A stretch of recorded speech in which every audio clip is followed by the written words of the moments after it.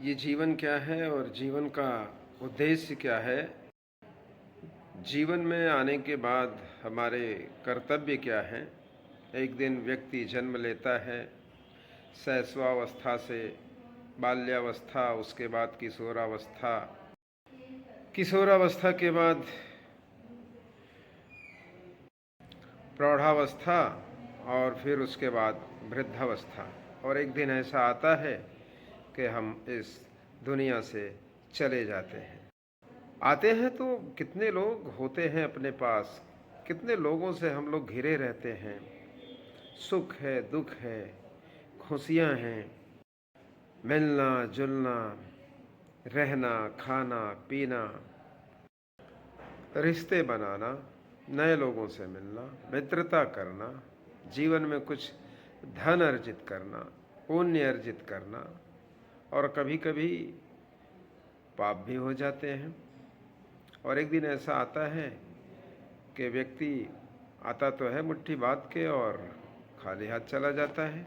मृत्यु के बाद व्यक्ति जमीन पर पड़ा रहता है और उसके आलीशान भवन और उनके परिजन, उनकी पत्नी, उनके बच्चे सभी बिलखते हैं। और एक दिन न चाहते हुए भी अपने घर से, हमें अपने लोगों से, हमें अपने गांव से, हमें अपने देश से, हमें अपने इस जहां से किसी दूसरे जहां जाना पड़ता है।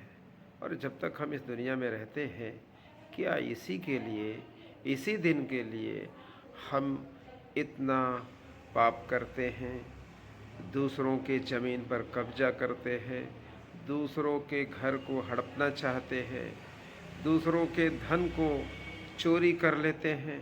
कभी कभी तो हम इतना नीचे गिर जाते हैं कि हमें लोगों का जान लेने में भी कोई संकोच नहीं होता है।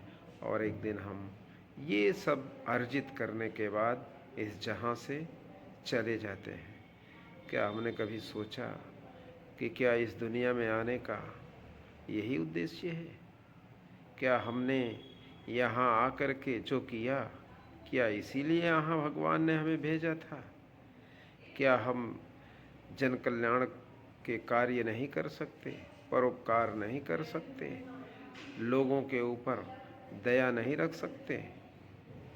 यहाँ पर आने के बाद हम कैसे ऊंच नीच, बड़े छोटे, अमीर गरीब के चक्कर में पड़कर पूरे जीवन के अर्थ को ही खो देते हैं।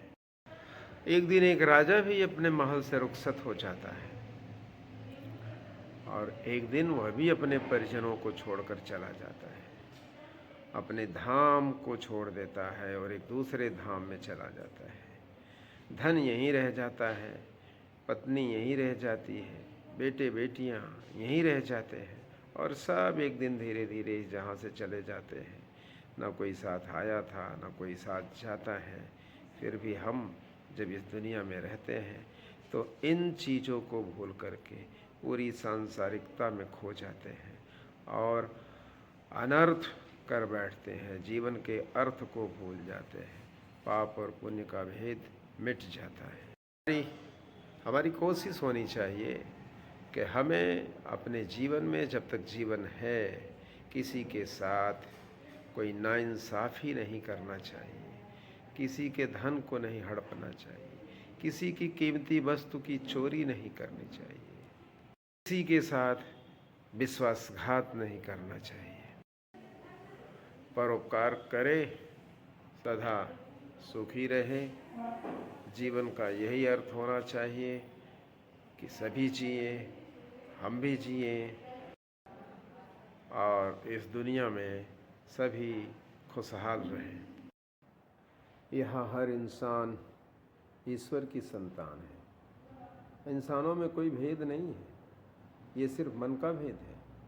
ना कोई बड़ा है, ना कोई छोटा है, ना कोई अमीर है, ना गरीब है, ना कोई बड़ी जात, ना कोई नीची जात। सब ईश्वर की संतान है। और जब सब ईश्वर की संतानें हैं तो भेद कैसा, दुर्भावना कैसी? ईर्ष्या कैसा?